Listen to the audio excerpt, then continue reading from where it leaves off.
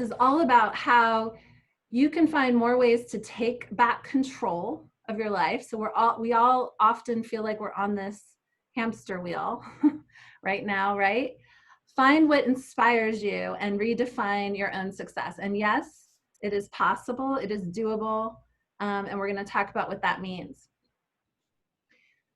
We all grow up with some sort of vision of success for our lives and our career, right?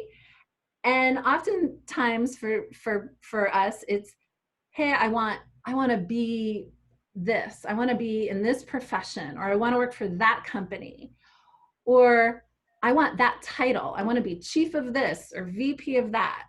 I want a corner office. I want to do lots of travel. I want a nice paycheck that I can bring home, to my family. These are all ways that as we grow up, we define success.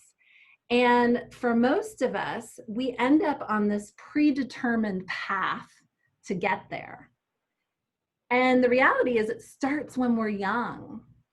We might like math, as an example, when we're a kid. And so our parents say to us, hey, you should be an accountant or maybe a CPA. That's a really good profession. You could really have a lot of success with that. Or we like to build things and we like to tinker. And so a teacher might say, hey, you should consider engineering. That's a really, great profession. And so we enter college and we enter our careers and we do the logical thing, the thing that gives us the highest chance of achieving that definition of success. And it's not often that our parents say to us, you like getting birthday cards in the mail. You should work in a mailroom, right? The reality is, what that's telling us is that there is this awakening happening in the world. And more people are committed to trying to find something that helps them feel more fulfilled and have more meaning in their life and their career.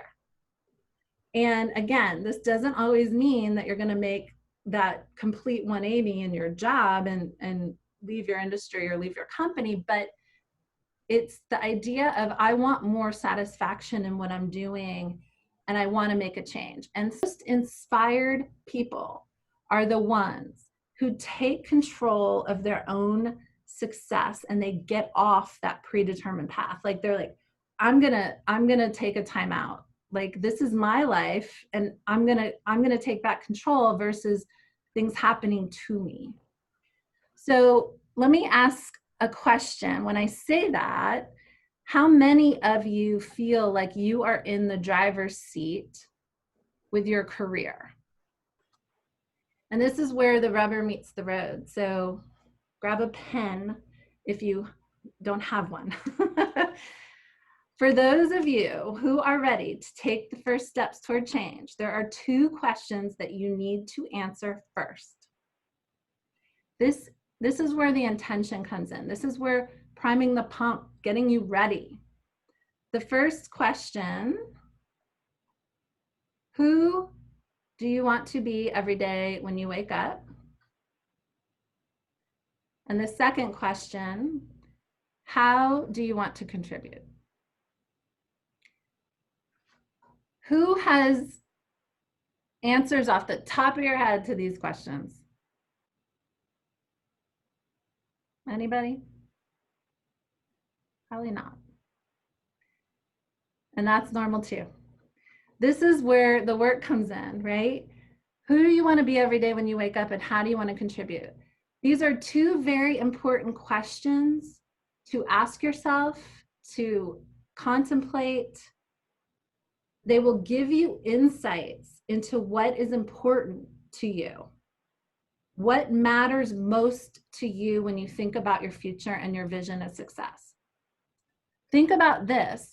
If you spend some time on these questions and you answer these questions for yourself and you have them written down, and you then take the next step and you make a change, say you go and interview for a new job, you can you interview for that job, you get excited, you know, everything's kind of clicking and whatever. Come back to this, and the answers to these questions will help guide you. They're guiding principles, right? Does that new opportunity that you're looking at, if that's the change that you want to make for yourself, does it align with who I want to be every day? And does it support how I want to contribute? And that's going to help you make better decisions about your future. Anybody I have worked with who's in this place of like, I want to make a change, I'm having a wake up call, it's a defining moment for me, a big part of that fear is like, what if the grass isn't greener? What if I pick the wrong thing? Like, their confidence around their certainty of their decisions comes into play every time. And so in answering these questions, you create some validity, you create guiding principles that you can come back to and check yourself. Okay, so do you